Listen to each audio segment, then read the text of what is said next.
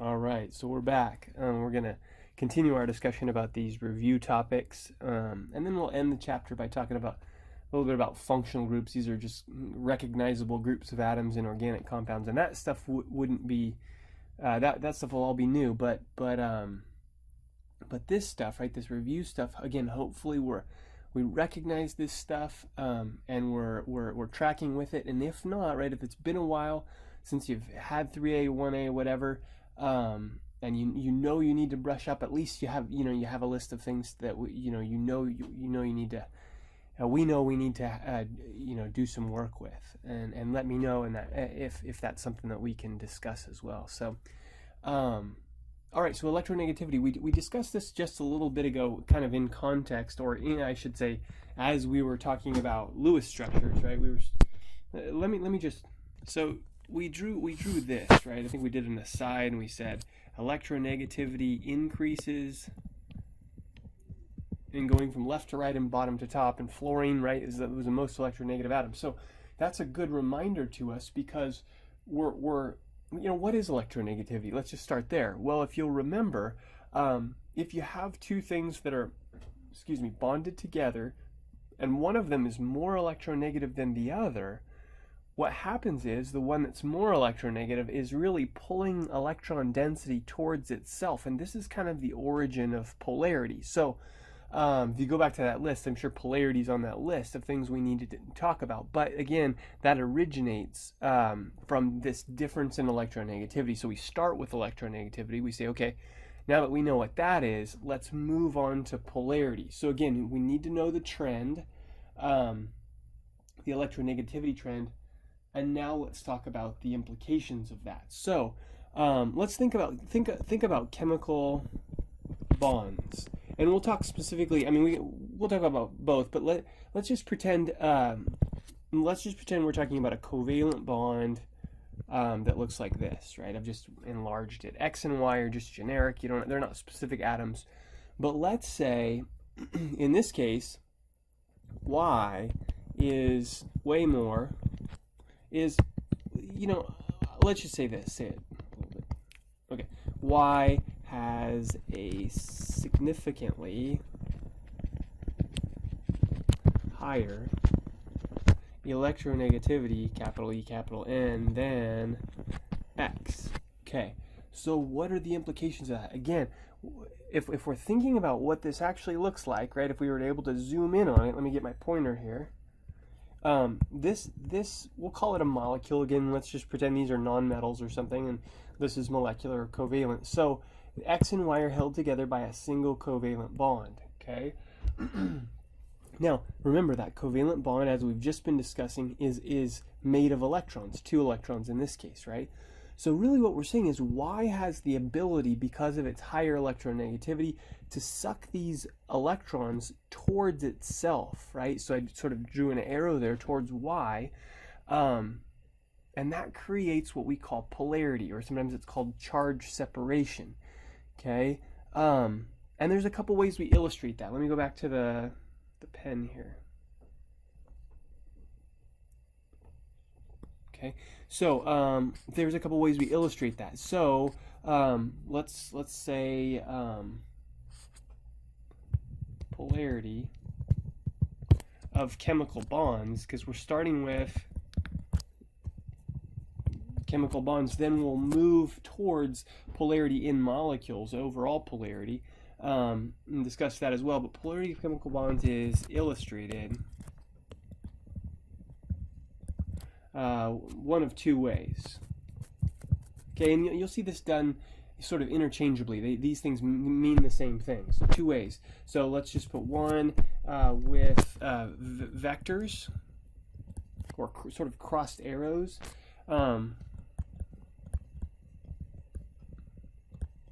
Okay, and number 2, whoops. Number 2 with partial charges. Okay, the symbol for these is delta plus, delta minus. Okay, delta plus or delta minus, or and. I'll just put and delta minus. Okay, so let's come back to X and Y, right? Okay, so if we redraw X and Y, there's two ways to illustrate this. So the first way, and it doesn't matter if you do it above it or below it, or sometimes you'll see it done actually on this bond, but let me do it with a different color actually. Let's do it with blue or something, red, whatever. Okay, you'll see it illustrated often like this.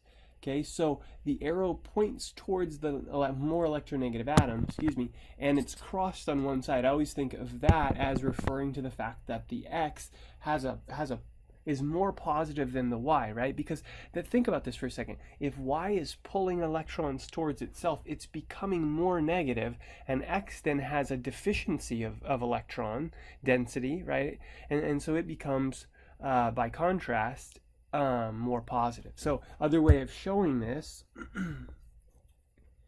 this is probably a little bit more common, but they're both common. So partial charges. So I don't know which blue I used. Let's just go with this one.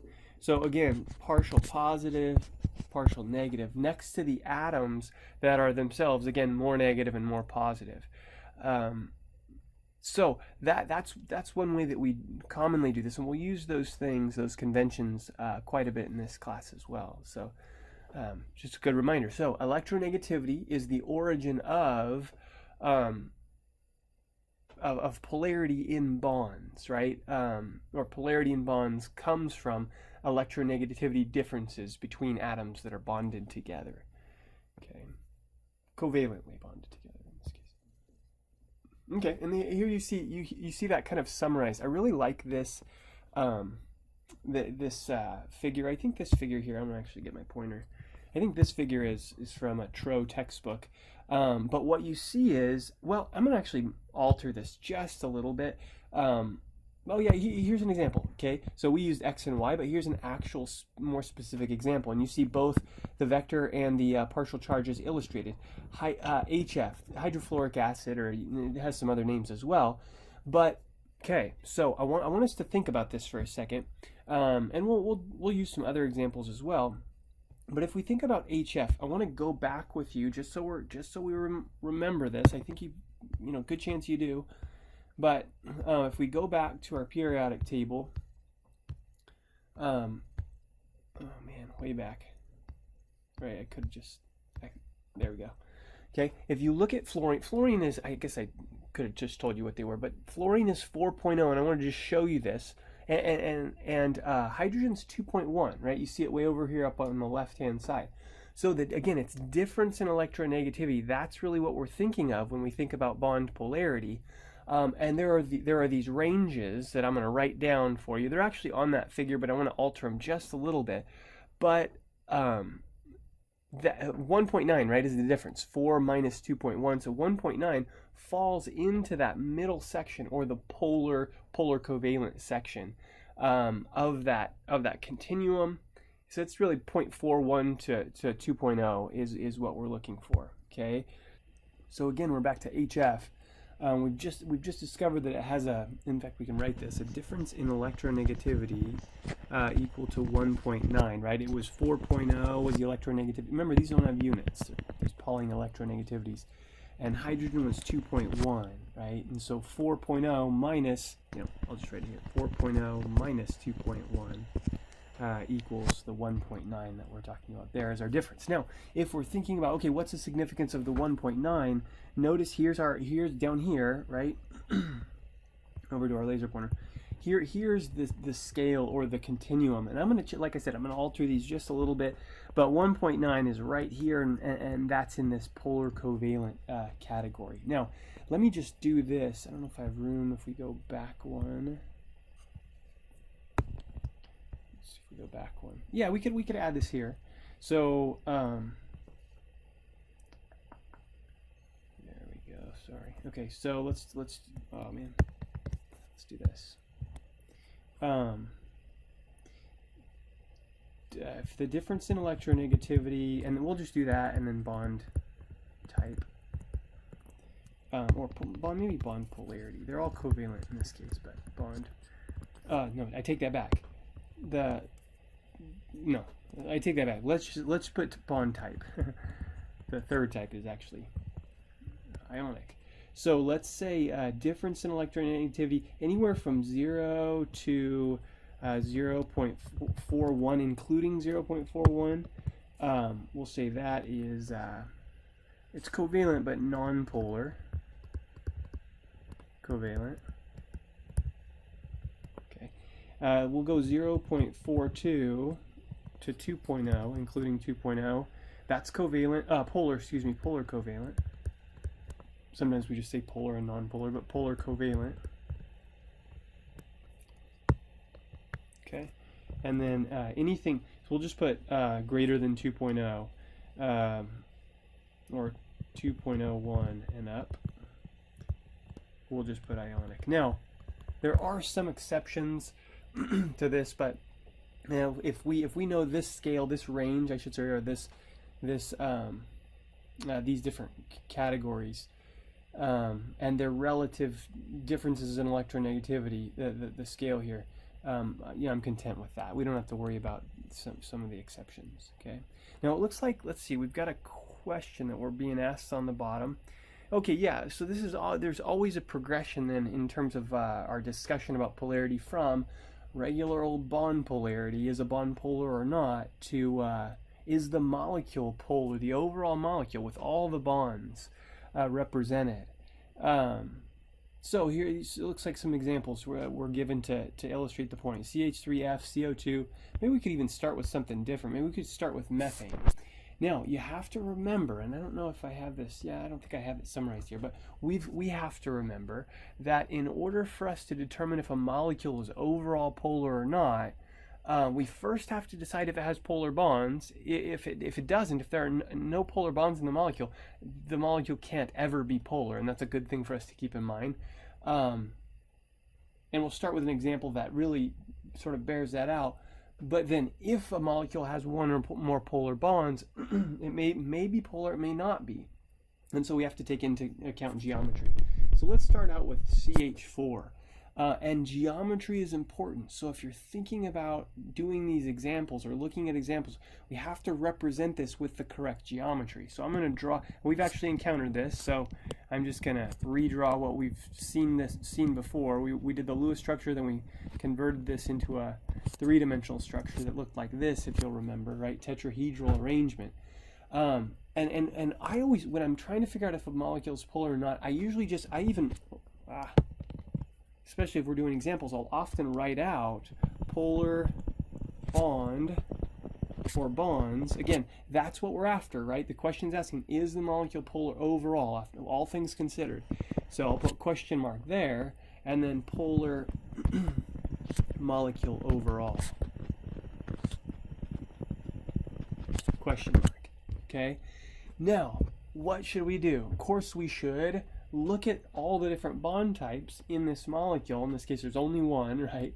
But all the different bond types in a particular molecule, calculate differences in electronegativity, and then go to our table, our scale there, and see which category those fit into. In this case, all I have is carbon and hydrogen, right? Carbon is it turns out carbon is 2.5, just so we don't have to go back and look. Hydrogen is 2.1. So I'll just write that here, 2.1. They're all the same, all the hydrogens, obviously. Carbon's 2.5, so difference in electronegativity for a carbon-hydrogen bond equals 2.5 minus 2.1, 2.1 equals 0.4 or 0.40. So it is in that first category, so that non-polar covalent category. So up here we're saying they're all the same, right? All CH bonds. So the answer there is no. Now, this a good thing to remind ourselves of. I just said this a second ago. If a molecule has only non-polar bonds, if it doesn't have any polar bonds, it could never be polar. So we don't even have to worry about considering whether it may or may not be polar overall. It just automatically is a no. Okay.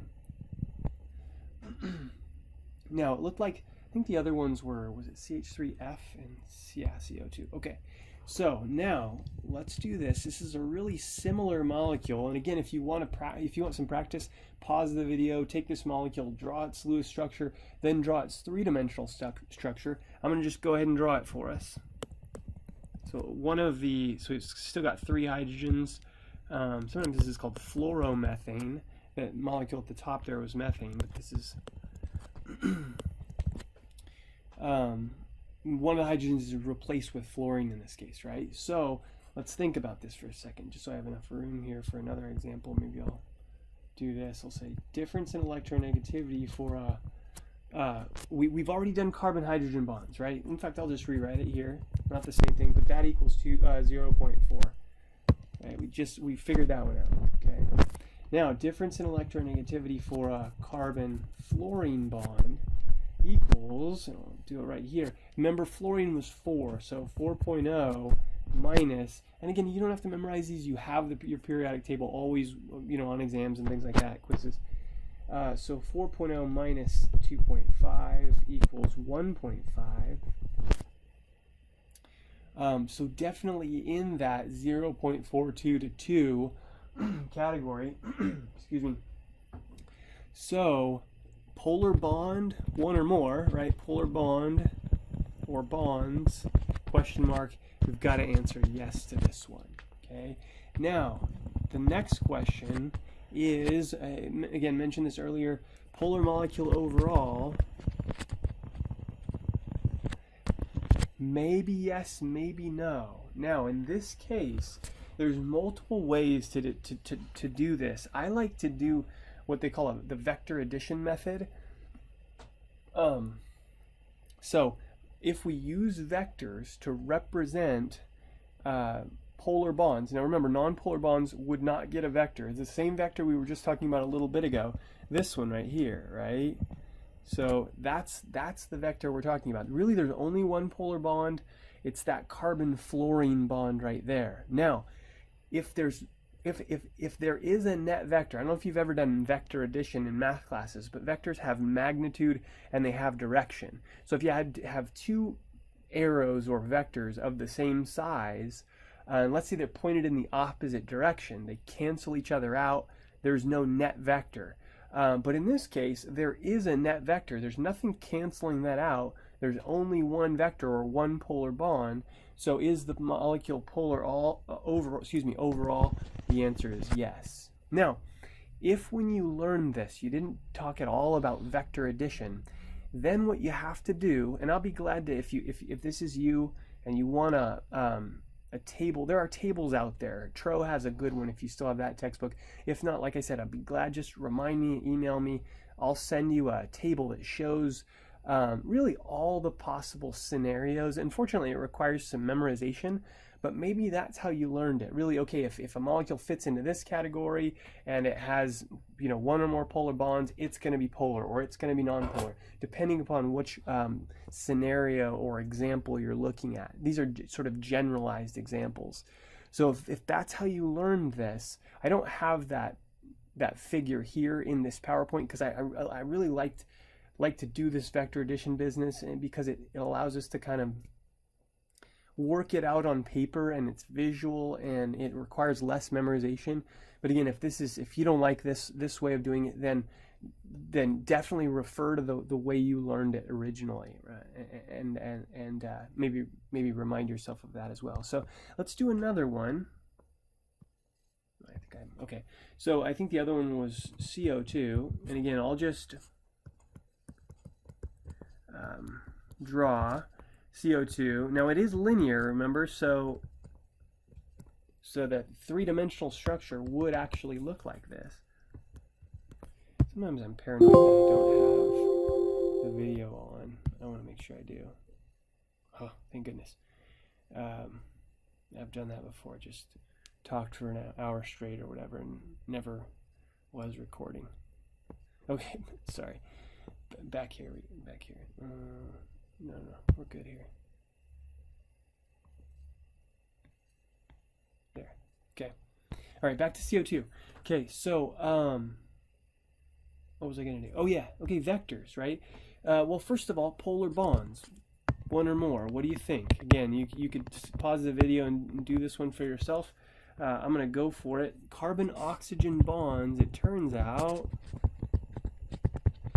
are polar. Okay, so I sort of ruined it for you, spoiled it for you. Difference in let's just see what we got here. Difference in electronegativity for a carbon-oxygen double bond. Now, this is a good thing for us to discuss as well, or remind ourselves of. You may remember, it doesn't matter if it's a single bond, a double bond, or a triple bond, it's calculated the same way, right? It was still carbon and oxygen that are bonded together. So this would be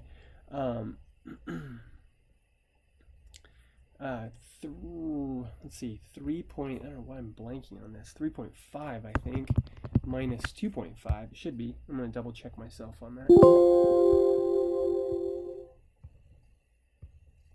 Pretty sure that's right. Yeah. Okay, so if we look at oxygen up here, if you follow my cursor, 3.5 and 2.5. So that is that is correct. So back to here. Okay, so where are we at? There. All right, so 3.5 minus 2.5 equals 1.0. So again, 1.0 fits into that category, that polar category. So the answer is yes. So now polar molecule overall, question mark, right? That's the next question. Is this a polar molecule? What do you think? All right, so let's draw in some vectors. Remember, the vectors point towards the more electronegative atom. And when I talked about magnitude or size of the arrow, magnitude of the vector, size of the arrow, it's really the higher the electronegativity difference, the longer the arrow would be in this case. And these are the same bond, right? I know my drawing definitely isn't close to perfect there, but I was trying to draw them the same size. Notice this, though. Direction as well. Try to make it a little less ugly, no promises. Nope, not much better.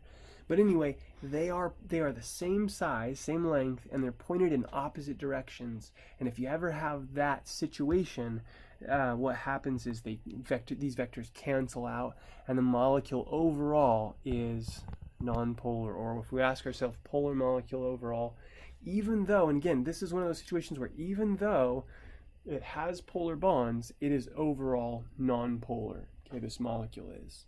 Okay.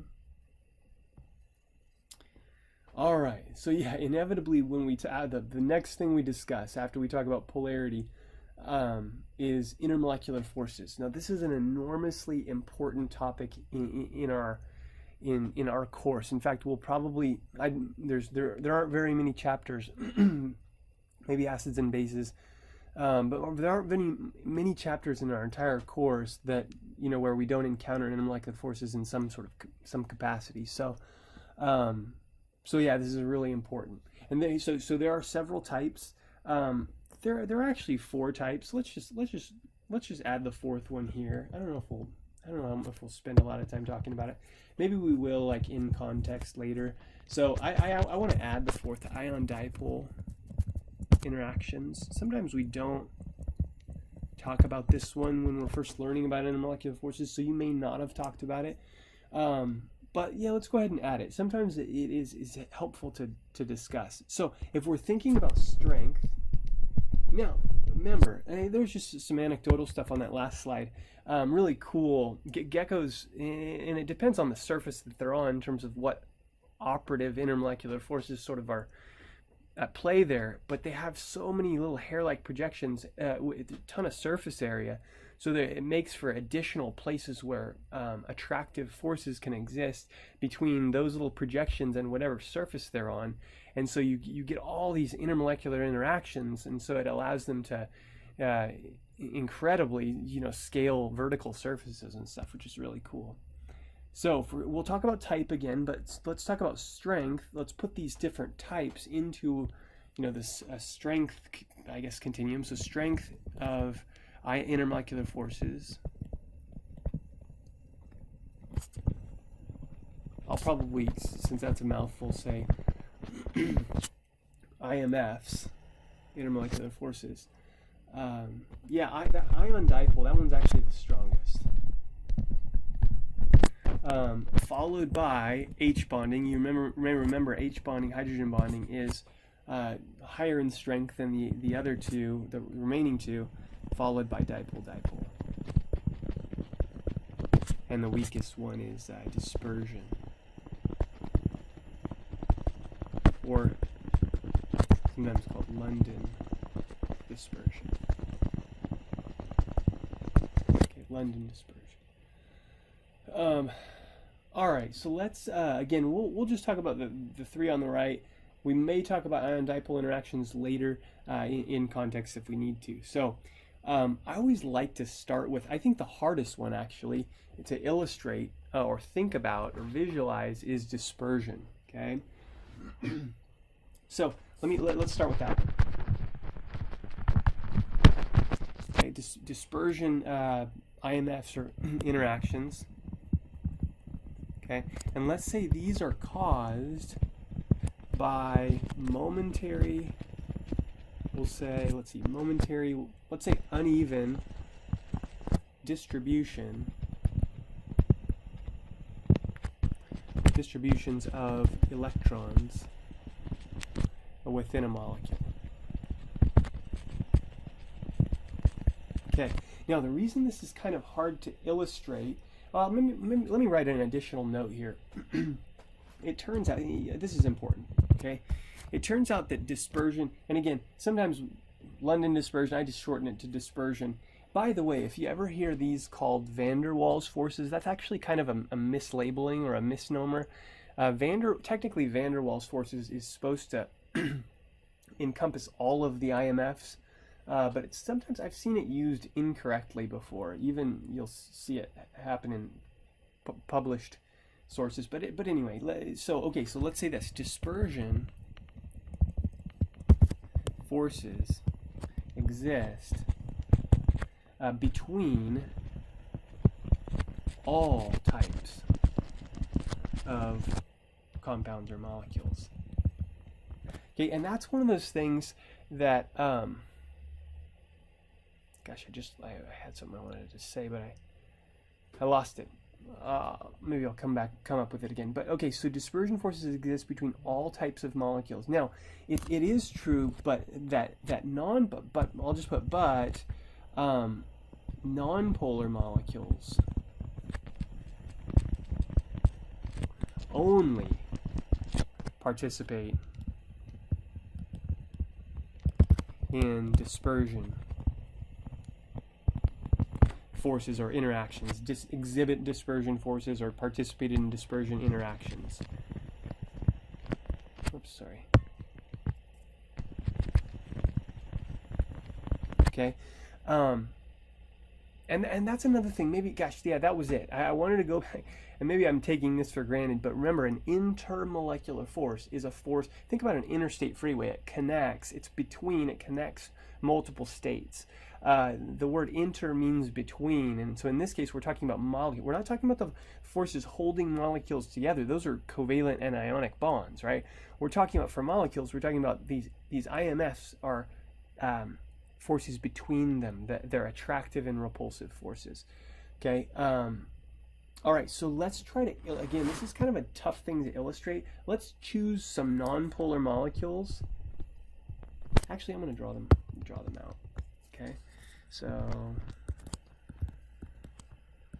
since we're in an Ochem class, and I guess we could use dashes and wedges, but we don't need to necessarily do that. We can kind of use a generic form. This is a 3-carbon, what we call alkane. It's called propane. You may have heard of, well, I'm sure you've heard of propane before. Okay, and you don't have to know its name. Pretty soon you do, but not yet. Okay, and let's say we've got a neighboring propane molecule here. So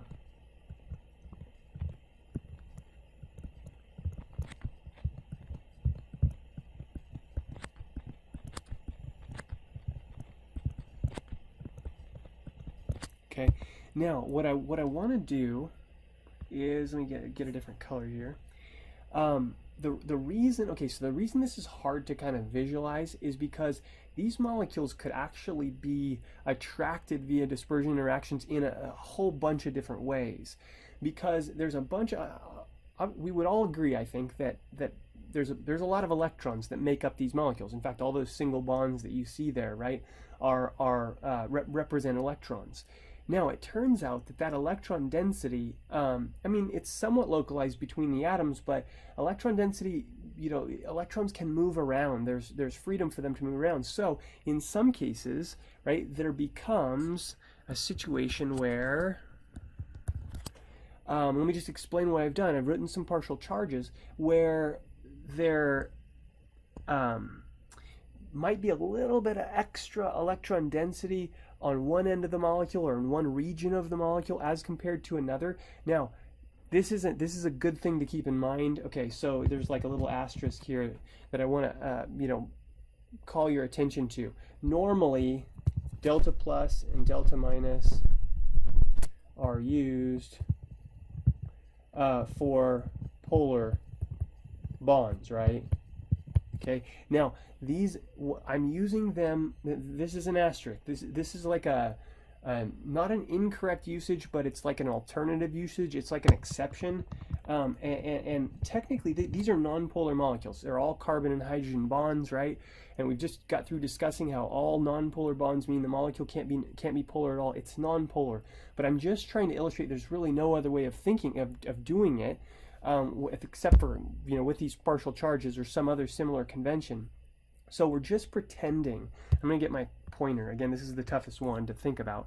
We're just pretending that these electrons are spread out such that there's a little bit more electron density over on this end, which means there must be a little less over here. So what happens is, okay, here's another propane molecule floating around room temperature. These propane is gaseous.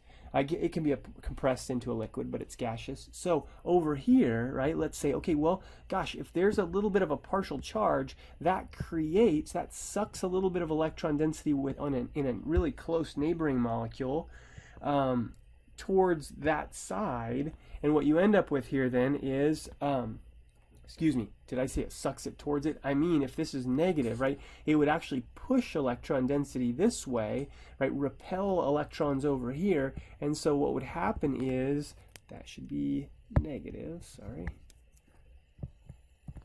What happens is you have what we call an induced dipole, meaning this neighboring propane molecule on the right, this is propane number 1, this is propane number 2. So propane number 2, there's an induced dipole created within it, and I've just shown that again with the partial charges. Again, they're technically we use them normally for polar bonds, but this is an exception. Now let me then get a different color. Let's use green, and let's say, okay, now, right, if these are close enough to one another, you see a partial negative and a partial positive, and that's where the attractive force occurs, and that then is what we call the dispersion force.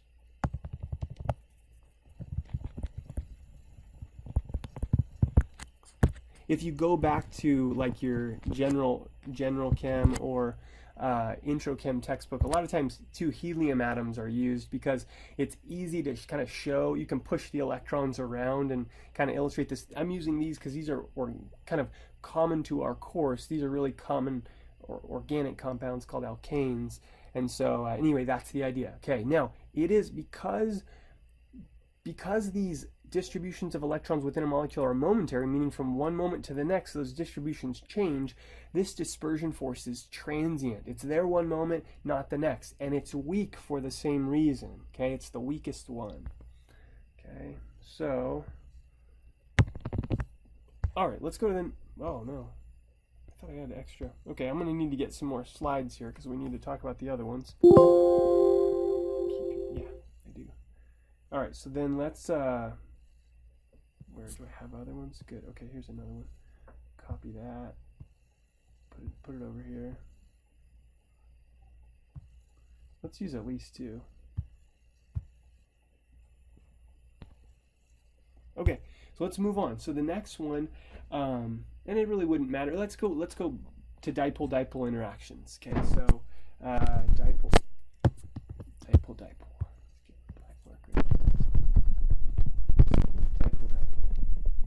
Forces or interactions. Same thing. So dipole-dipole. All right. So dipole-dipole forces exist between. This one's pretty simple. Polar molecules. molecules that we've determined to be polar. They have a permanent dipole, okay? And again, that's why we kind of discussed polarity first. So, yeah, an example would be, well, a good example for us maybe is the acetone. Acetone is the one that I probably use a lot. Seems like it would be one that I would use a lot in this case. Because it's well, if we draw the Lewis structure, this is acetone. You may have heard of acetone. It's a really good multi-purpose solvent. It's used in a lot of things like cosmetic stuff, like nail polish remover and stuff like that. But anyway, okay. So if we think about acetone, let's get our partial charges, partial negative, partial positive, and then the other ones are just CH3 bonds and CC bonds, which are nonpolar. So again, if you're predicting, right? Okay, is this polar? Are there polar bonds, one or more? Yes. Is it polar overall? Absolutely. This is a polar molecule overall. So let me go back to this, and I'm going to kind of draw it in a particular way to two neighboring acetone molecules, and you'll see why I'm doing this here.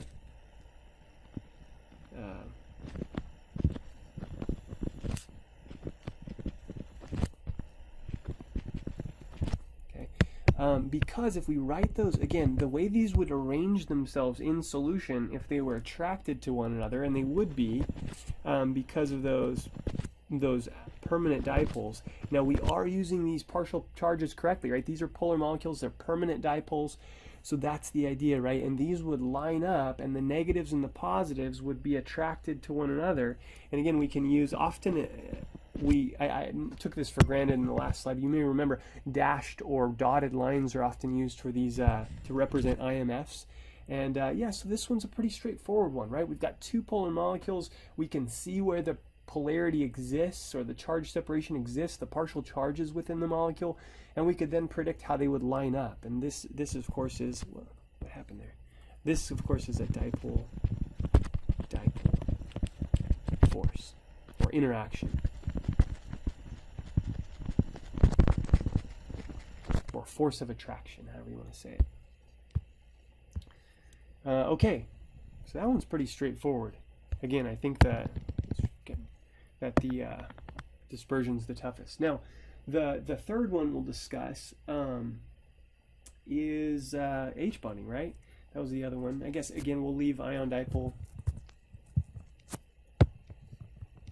hydrogen bonding.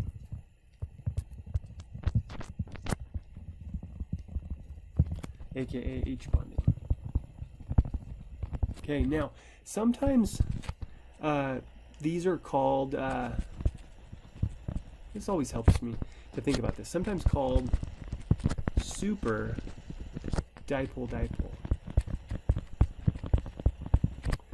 forces. Now the reason that helps me is it reminds me, gosh, there's nothing weird about these. They're not so different from dipole forces. There are a few reasons. They're just stronger, okay? That's one of the main things. Now, there are some specific things that we need to know about H bonds, and let me actually just write out a good, maybe a working definition for us for hydrogen bonding, something like this. Let's say hydrogen bonds or H bonds form between hydrogen atoms, or maybe I'll just, sorry, I'm just trying to think about the most clear way to say this. So let's say this: a hydrogen bond occurs between a hydrogen atom attached to an O, N, or F atom, covalently bonded. Maybe we should have put bonded to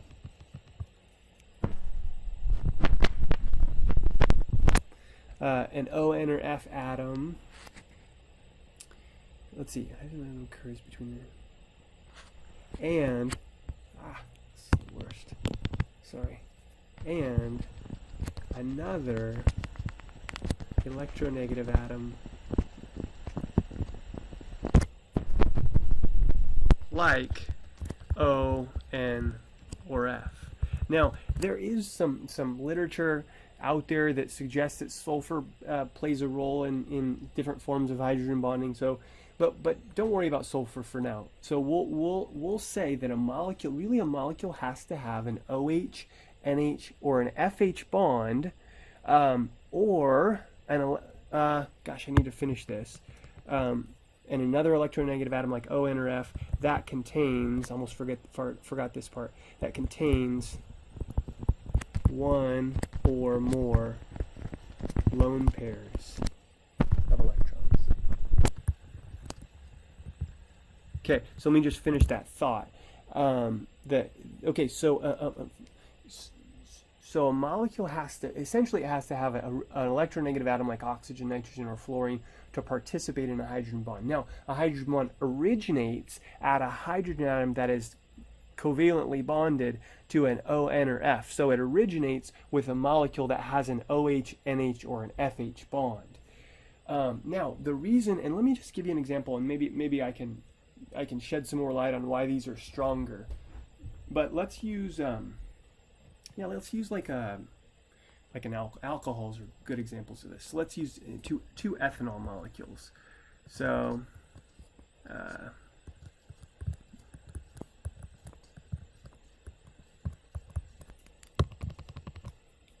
again, I do not expect you to know. You may have heard of ethanol, but I don't expect you to be able to like draw it out right now. You will later. Okay.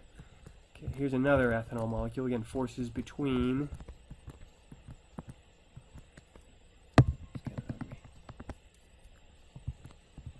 molecules that are now close together. Okay, now here is, and I'm gonna sort of spoil it for you. I'm gonna draw it out, and then we're gonna discuss it. Okay, there's the H bond. Now let me get my laser pointer. Okay, so I want you to see how this fits our definition, right? There's that OH bond, hydrogen covalently bonded to O, N, or F, in this case oxygen, and the hydrogen bond that now occurs between that hydrogen and another electronegative atom containing one or more lone pairs of electrons. So that is definitely an H bond or a hydrogen bond. Now, why is it stronger? I don't know that I'm going to hold you accountable for this, the theory. You may have learned it or you may know it, but really the issue here is there's a few things. Hydrogen is really small for one, so it can get close to things. So the closer things get, if you think about, there's a law called Coulomb's law that describes point charges and how they attract, and the closer they can get, the stronger the force, between them. That's one thing. And another thing is hydrogen is kind of naked to some extent. So it's oxygen is sucking electron density, and there's only 2 electrons here, so it's sucking electron density towards it. So hydrogen doesn't really have any other electrons that are out here that are shielding it from, an attraction here. And by the way, that reminds me, you're probably wondering, why didn't I put the partial charges? Yeah, that helps too, right? To remind ourselves, this is very much like a dipole-dipole interaction. And again, that's where it originates, that plus-minus attraction. So anyway, those are just some, yeah. So anyway, that's and also there's a third reason. That OH bond is extrapolar as compared to lots of other polar bonds, like the carbon-oxygen bond. It's actually even more polar. So that again that's like the third reason why this is stronger. So there's several reasons. Don't necessarily worry about the why, but I definitely want you to be able to kind of recognize a hydrogen bond. Yeah.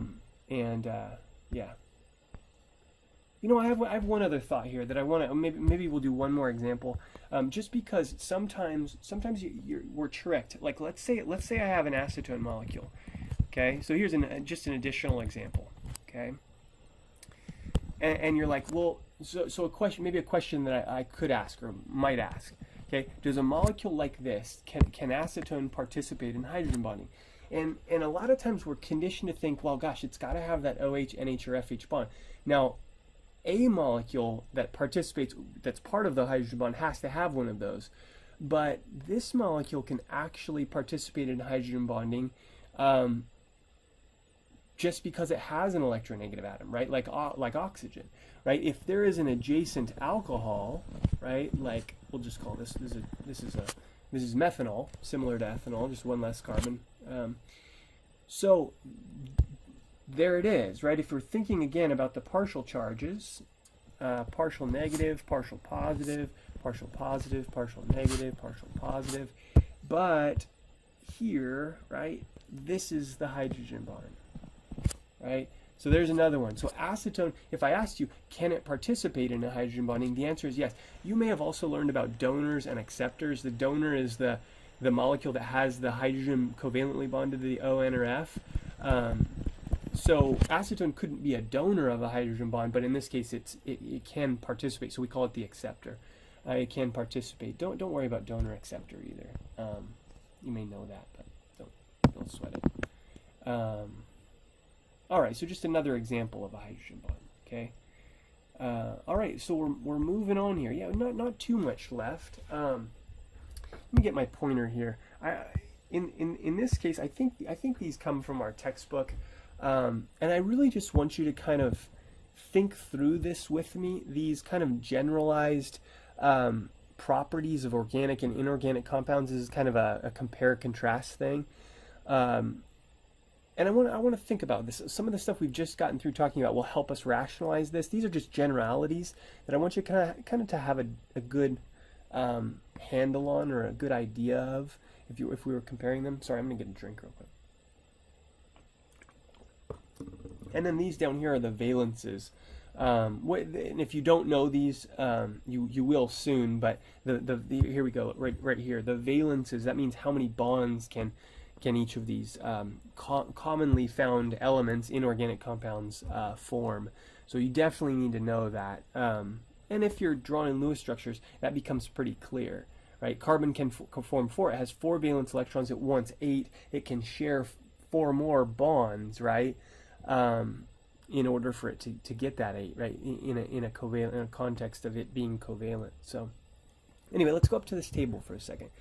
So, organic compounds, and we've alluded to this, they have covalent bonds. Now, it is true that some, particularly acids and bases, organic acids and organic bases can become ionic. They can become ionized, something we'll get to later. But if we're thinking about unionized organic compounds, they are covalent. Now, why is that true? And I'm hoping you'll think to yourself, well, gosh, back to that very first slide, what types of elements, and if you want to make little notes on here, you can, like as we talk through this, or maybe it's apparent, but anyway, what types of elements make up organic compounds? Remember, carbon, hydrogen, oxygen, nitrogen, the halogens, some sulfur, right? Some phosphorus. All of these elements, if you go to the periodic table, are nonmetals, right? And remember, nonmetals combined with covalently give us these covalent or molecular, also called molecular compounds. Okay, inorganic compounds, these are salts, right? These are, all of these different possible compounds. We referred to this earlier, right? Metal, nonmetal, or polyatomic ion, nonmetal, or polyatomic cation, nonmetal anion. And all the different options that we just discussed a little bit ago, right? Those are the inorganic ones, and of course those are because they're made of ions, right? They are held together by ionic bonds. Now this is an interesting one, and I want to highlight it, and I want you to think about it with me for a second. So these are varied in terms of their state, their physical state at room temperature. Okay, and they have relatively low melting points. Okay, that's interesting. These ionic compounds, these salts, have high melting points, sometimes up in the, up in the literally 1,500 up to 2,000 and beyond Celsius degrees. So insanely high melting points, and many of them are solids. Now the question is why? Okay, and again, if you want to pause the video before I kind of ruin it for you here, the idea here is these are many of them liquids and gases at room temperature, some solids, but lots of liquids and gases as well. And that is, there's a, of course, that is related to them having low melting points. Now, why low melting points, right? The idea is, remember, in a crystal lattice, right? A crystal lattice, back to 3A or 1A, is like if you're drawing out, if you zoom in on the molecule and you're thinking about these little spheres or balls that represent atoms or molecules, even though they're not necessarily just these perfect spheres, these molecules aren't. Remember, what's holding them together in it, locked into place, if it's a solid or if they're moving past one another, what's holding them together either way when they associate with one another is intermolecular forces. Okay, intermolecular forces. Now, think about these, right? When you think about zooming in on a salt, sodium chloride, sodium bromide, calcium nitrate, whatever, right? You think about zooming in, what do you see, right? What are those fundamental things that are being held together? Well, they're ions. And ionic bonds, this is a big important point. So if you want to add that, in the margin over here, whatever, ionic bonds are much stronger than intermolecular forces. And that's really the point here. That's why in many cases these are inorganic compounds, these salts have higher melting points in their solids, whereas the organic compounds, they melt at a much lower temperature. And a lot of them are even a different phase at room temp. So, okay, jumping down to solubility. We'll explore this a little bit in lab this semester, but organic compounds are often not very, very water soluble. Think about a salad dressing, like an oil and vinegar salad dressing. Vinegar is like an aqueous solution. Oil, if you let it set, right, before you shake it up and put it on your salad, right, if you let it set, you end up with two phases. And the oil is actually on top. That's more of a density issue. But the reason it doesn't mix well with water, remember this, and here's another good thing I guess I can't fit it right here. You could write it in the margin or write it on a separate piece of paper. If you're printing these slides out, whatever, like dissolves like. Remember, as a general rule, Chem 3A, Chem 1A, solubility, like dissolves like. So what does that mean? Remember, polar solutes dissolve in polar solvents well, whereas non-polar solutes dissolve reasonably well in non-polar solvents. But polar solutes don't dissolve very well in non-polar solvents, and vice versa. Non-polar solutes don't dissolve well in polar solvents. And water, remember, is very polar. So organic compounds, again, many of them are relatively non-polar, right? Because they have a lot of carbon and hydrogen. Those are non-polar bonds. So kind of putting this all together, it's not a hard and fast rule. It's not like no organic compounds ever dissolve in water. Some do, especially smaller, more polar ones, but many do not. So that's a really good thing to keep in mind. Whereas these salts, ions are very polar themselves. They're attracted to polar water molecules. Again, polar solute, polar solvent, like dissolves like. So lots of these salts, these inorganic compounds, are relatively water soluble. Okay, and here's just another good one to keep in mind. Combustion. You may, again, if you want to review combustion, go back to your Intro Chem, Gen Chem textbook. Remember, the general form for a combustion reaction is fuel, usually a fuel, plus oxygen, and you need some heat, goes to CO2 plus H2O.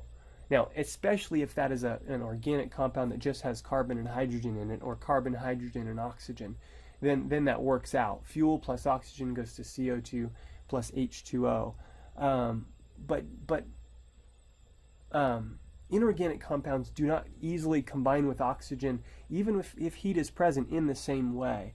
So, and a lot of these organic compounds are good fuels. If you think about your gasoline, there's 100+ different kinds of organic compounds that make up your gasoline, but almost all of those have carbon, hydrogen. Some of them are oxygenated as well. So again, they make really good fuels. They combine with oxygen if heat is present, and and it's a redox reaction if you'll remember. But yeah, also combustion. Where are we at here? Okay, all right, really, I think this is, yeah, okay, this is like the last, is it? Yeah, this is the last thing we'll talk about. And it's a really good segue into really the rest of really the first half of the course, and really the rest of the whole course, because we'll see these different groups of atoms, we call them functional groups. We'll see them over and over and over and over. For example, we've seen that carbon double bonded to an oxygen. We were just looking at it in acetone. Acetone is considered what we call a ketone. Ketones have that characteristic C double bond O present in them. Okay, so that's just an example. These predictable groups of atoms. Now, the reason we even kind of identify these is oftentimes we categorize things based on which functional group molecules, based on which functional groups they possess. Because those functional groups do things that are predictable, and you see that kind of listed on this slide here is that similar functional groups undergo similar types of reactivities. They have similar physical properties, and so anyway, they act similarly, and that's why we kind of group them accordingly. So what I want you to do is I'm gonna see if I can see how many I can remember here of the ones that we're gonna talk about this semester. I'm going to just kind of go through and say, okay, here's what an alkane is. Here's what a carboxylic acid is. And maybe we'll look at an example of each or something. So I just want you, this is a good thing, if you like flashcards, it's a good thing to kind of make flashcards with.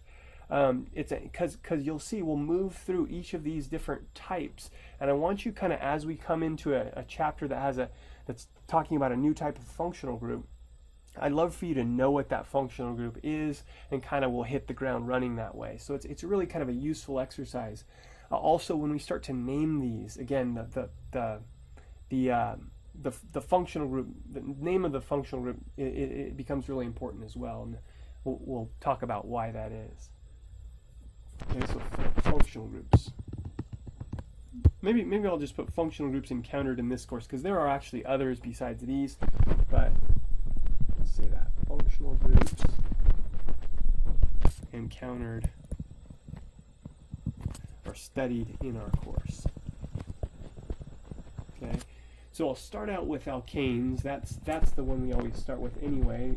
Our next chapter will be all about alkanes. Our first chapter past this review chapter, intro chapter. So alkanes contain only carbon and hydrogen. Okay, so an example would be the simplest example would be a molecule called ethane. And again, ethane is, this is not the three-dimensional rendering. It's just really like a Lewis structure for ethane. You don't have to know the name yet. You'll learn it soon. There's actually a synonym here, ethylene. This is an interesting molecule. It actually participates in it's sort of part of the biochemical process of the ripening of some fruits.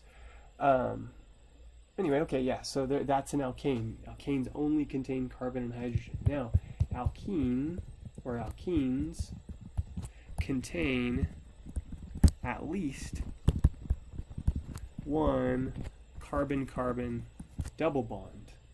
Okay, one carbon-carbon double bond. So an example of that, actually let's do a similar example. This molecule will look the same, it will look similar, not the same. But if we put an extra bond between these carbons up here with ethane, right, these carbons would have 5 bonds, so of course we've got to take away hydrogens. This is called, oh crap, sorry. I don't know why I called that one. And I totally spelled that. Enthane? Wow. Yikes. Alright. Ethane. My bad, sorry. This is now ethene, or aka ethylene. Okay. All right, so alkenes contain at least one carbon-carbon double bond. Now they may continue on, right? They may be bigger. I'm just giving you kind of simple versions. We'll see a lot of. There's also, and I want to point this out as well. There's also organic compounds that contain lots of different functional groups, and we'll encounter some of those also. It's just we're just trying to kind of get our feet wet with this and see what makes these functional groups unique. So alkanes, alkenes, alkynes. Okay. As you might guess, contain at least one carbon-carbon triple bond. Okay, so for example, you may have heard of this compound before. I don't know why it looks kind of ugly to me.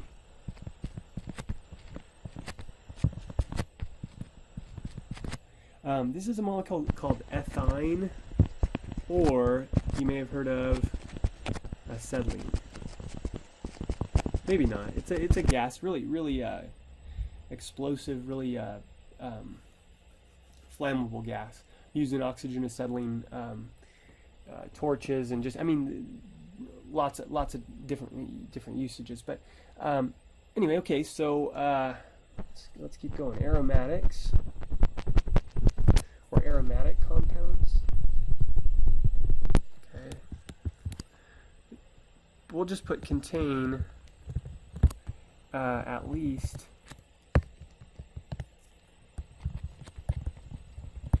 one. I'm going to put benzene. You know what? I'm going to put benzene-like ring. And then I'm going to show you what benzene looks like here. For us, you know, if you love organic chemistry so much that you're like, man, I want to go. I know I'm saying this tongue in cheek. I know you're like rolling your eyes at me when I say this right now. But if this like whets your appetite for organic chemistry and you love it so much that you're like, oh, I got to go take the year-long, majors Ochem set of courses, then we'll talk about the fact that there are other ring systems besides benzene that act in this way, that have this property called aromaticity associated with them, that we'll get to in an upcoming chapter. But for us, we really just stick to benzene as the main one that we study that is aromatic. And aromatic doesn't necessarily mean what you think it means. We'll more to come on that later. But if you can recognize benzene, it's helpful when we start to discuss benzene, okay, or aromatic compounds.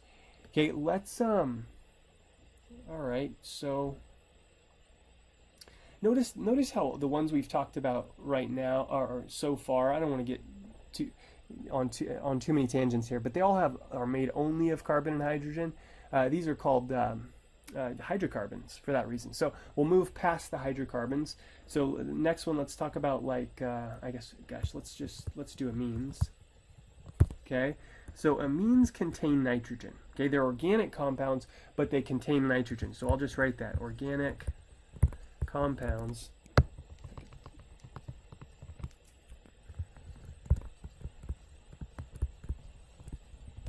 that contain nitrogen. Organic compounds containing nitrogen. So lots of possibilities, and I'm going to actually introduce something called an R group. So let me just give you an example. Let's just forget about R groups. Well, okay, let me just give you an example real quick. C N, we'll just put CH3 NH2. Okay. Now, lots of possibilities with nitrogen, or with amines, meaning they could, so let me write this here. This is what I was getting at. We start with NH3, that's like the simplest, but it's not organic. So technically it's not, I don't know, I guess you'd have people that argue it, say it's an amine, but I guess we can think about it as one. It's the only one that wouldn't have carbon in it, but whatever. Okay, so then another possibility, right, is if you connect nitrogen to another carbon-containing group. Now, I want to get my laser pointer here, and let me just get these out really quickly, and then I'll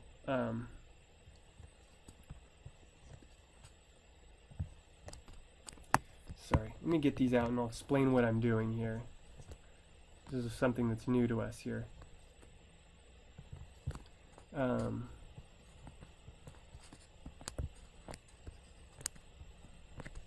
I guess in all of these nitrogen, we wouldn't have to draw the lone pairs, but there they are, right? There's a lone pair. Now, let me get the laser pointer here for a second. Now, if you think about the valence of nitrogen, its valence is 3 if it's neutral. Now, it can become charged like ammonium, right, which is attached to 4 things. But notice how all of these nitrogens are attached to 3 things. Now, the reason I wrote all of these is because you end up with lots of different, we call them primary, secondary, and tertiary amines, 1, 2, and 3. We'll get to that later. You don't have to know that yet. But I really just wanted to bring in R because R is like a, typically we call it an alkyl group, a carbon-containing molecule. Sometimes you just use it to, you know, I always think the thing that's in my mind is R means rest of the molecule, but oftentimes that is a carbon-containing group. So you might have now nitrogen just attached to 1 carbon or attached to 2 other carbons. Again, these aren't specified, they're just other fragments. Or nitrogen attached to 1, 2, 3 other carbons. This one happens to be like this, right? It's there's the 1 R group, there's the 1 carbon it's attached to, and then 2 other hydrogens. So anyway, okay, now amines. So what's next? Let's do carbonyl containing compounds. There's a bunch of different possibilities here. Carbonyl. So let me say this. Let me say this first. This is kind of an aside, but a carbonyl is a C double bond O functional group. Okay, now C double bond O by itself isn't like it's a carbonyl. It's a C double bond O that gets incorporated into other compounds. Because if you think about C double bond O, carbon doesn't have oxygen would have, you know, its valence shell filled, but carbon wouldn't. And so we just call a C double bond O a carbonyl. Now it's incorporated into several different functional groups, and we'll continue, and I'll show you what I mean here. So this is kind of like an aside. An aldehyde has this general formula, R C double bond O. So you see the R again. Okay, so for example, so an aldehyde, this is what, and I'll just put contains, I guess I could have written it, but it contains this group of atoms. So a carbonyl plus a hydrogen attached to the carbonyl. Okay, all aldehydes have that group of atoms in them. That is the aldehyde functional group. Now, an example of one, again, let's replace the R group with something that's actually that's actually a real carbon fragment here. It's what we call a methyl group. This is called acetaldehyde. So if like for wines, for example, acetaldehyde is formed by yeast before it gets converted to ethanol, which is the alcohol in like alcoholic beverages. So they say green, or in some cases, not alcoholic beverages that haven't been aged or whatever have some of this in them. But anyway, acetaldehyde. So that's just a good example of an aldehyde. Okay, now ketones. We don't run out of room here. Here's the general formula. So ketones, we would say, contain carbon, or contain a carbonyl between 2 carbons, right? Or 2 carbon-containing groups here. Those are the R groups. So we've seen one of these already, right? If you may remember, you may be thinking, oh yeah, I saw acetone, right? As an example of a ketone. Okay. I'm wondering if I'm going to run out of room here. I don't know if I will. Well, if I do, I'll try to get another one. Okay.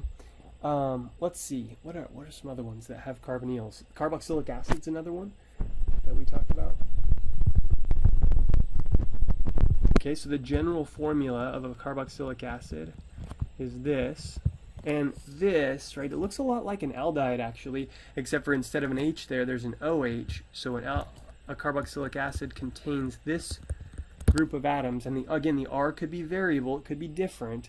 So I'll just make it simple, just because we're kind of trying to keep things simple. And by the way, you'll recognize this one as well. This is acetic acid. It's the stuff in vinegar that makes vinegar kind of gives it its sour, its punchiness, right? So yeah, example there. All right, another example of a carbonyl containing functional group would be an ester. So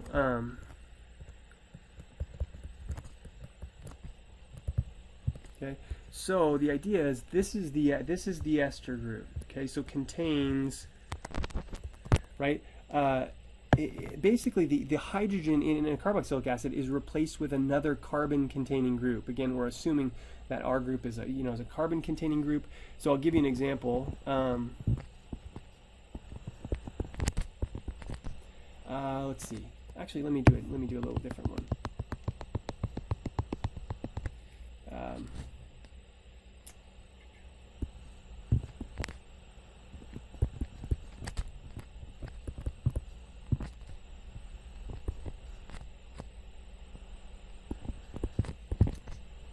1, 2, 3, 4, 5.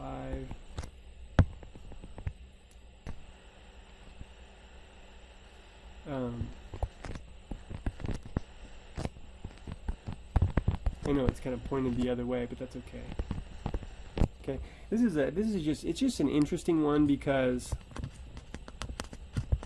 sorry, let me get this out. We call this is called banana oil.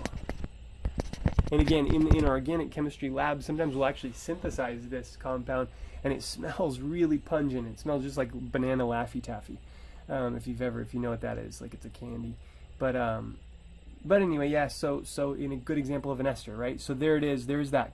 There's the carbon attached to carbonyl attached to an oxygen attached to another carbon. Okay. You know what?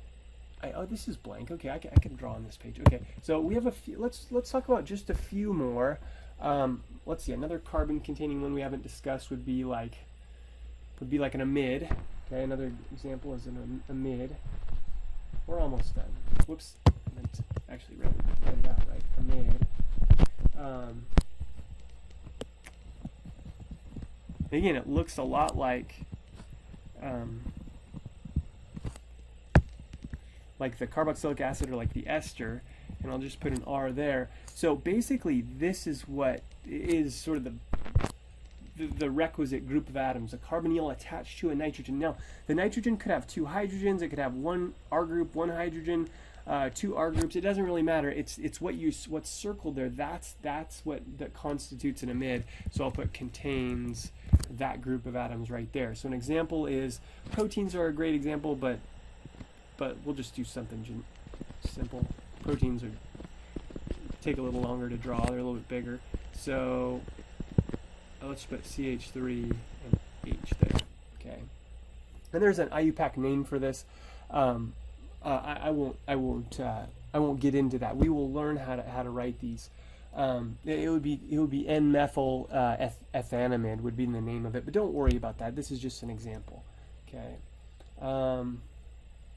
Anhydrides are another example. Gosh, I don't even know that we'll talk about anhydrides. Sometimes we'll skip anhydrides, but I'll just throw it out there.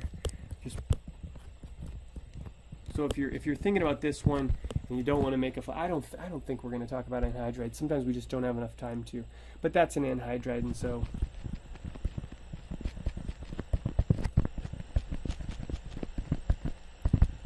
and again, there's a way of naming these. Let's not worry about that though.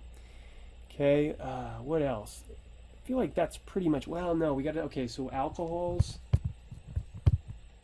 and maybe ethers, and maybe thiols, sulfides. Gosh, yeah, I guess we have a couple left. Alcohols.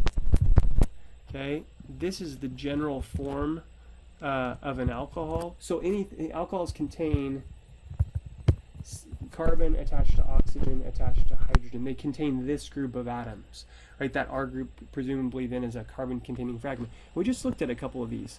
So now, you may be wondering, just the way we draw these and cluster the atoms, this is a structural formula. This really is, I just want to make sure we're clear about something. I don't want to, maybe some of you are looking at this and you're like, gosh, the way you drew it, it looked like the oxygen is attached to the hydrogen. It's an acceptable way of doing it, but I want to make sure we're clear here. All the hydrogens, so it's actually oxygen attached. It's just an acceptable way of drawing it, but that the oxygen here is not attached to hydrogen. It's obviously attached in this case to carbon. Remember, hydrogens can't be central atoms. They can't be kind of in the middle of a chain just because of their valence. Okay. Okay, ethers.